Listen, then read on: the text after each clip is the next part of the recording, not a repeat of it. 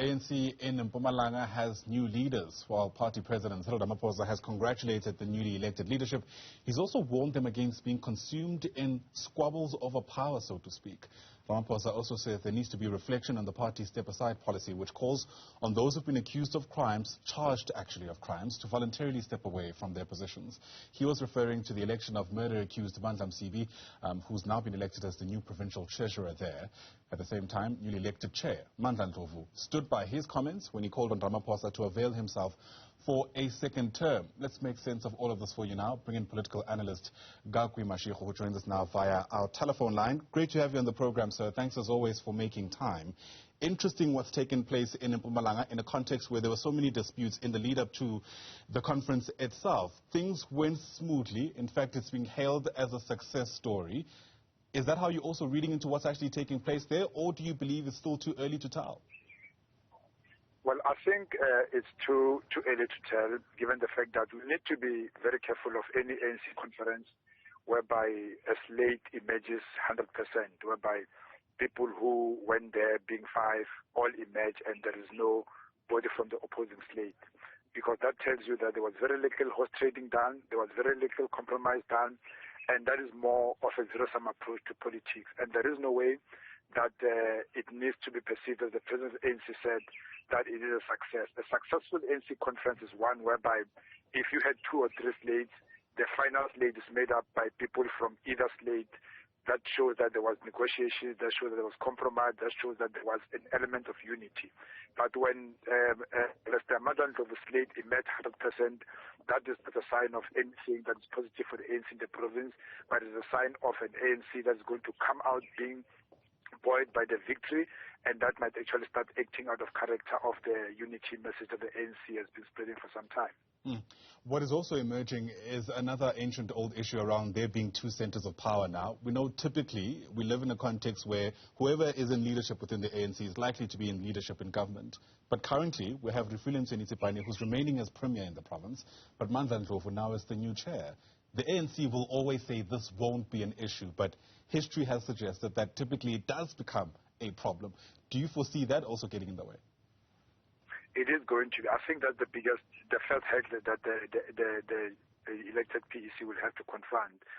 Because, look, it was Premier Refilem Mtsweni who suspended Mandla Msibi from the position from being an MEC. And at the time when she did that, most people, especially on the focus slate of Mandla Ndlovu, were not impressed with what she did. So I think what might happen on the issue of two centers of power is the new PEC might start demanding that people reinstate Msibi to his position as an MEC, and with a threat that failure to do so will result in having called.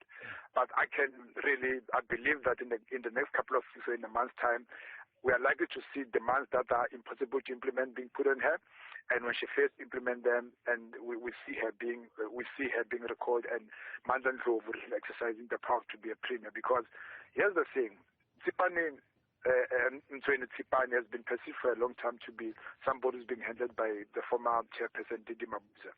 So there was that relationship, that adversarial relationship between the provincial structure, the interim one, and the government in the province. So the belief that she was being handled, and now that power has shifted, I don't see Ndlovu and his group allowing her to continue the position unless they can micromanage her, of which I think they cannot be able to micromanage her, especially on making her do things that are out of character with whoever was handling her at the time, or that are out of character with the ANC. And it should worry everyone when Cyril Ramaphosa yesterday spoke about the step aside being something that should actually be voluntary, because that says to you he seems to have accepted the fact that Msibi might actually be reinstated into the position of being an MEC after this thing, of which failure to do so, I don't see two cents of power going into the following month. I don't see Mpumalanga going into the conference in December having two cents of power. I see Mandla Ndlovu, who people must understand was not deployed into any capacity, actually wanted to grab power and become the premier and put together his own cabinet if Mtsweni refuses to reshuffle. Sure.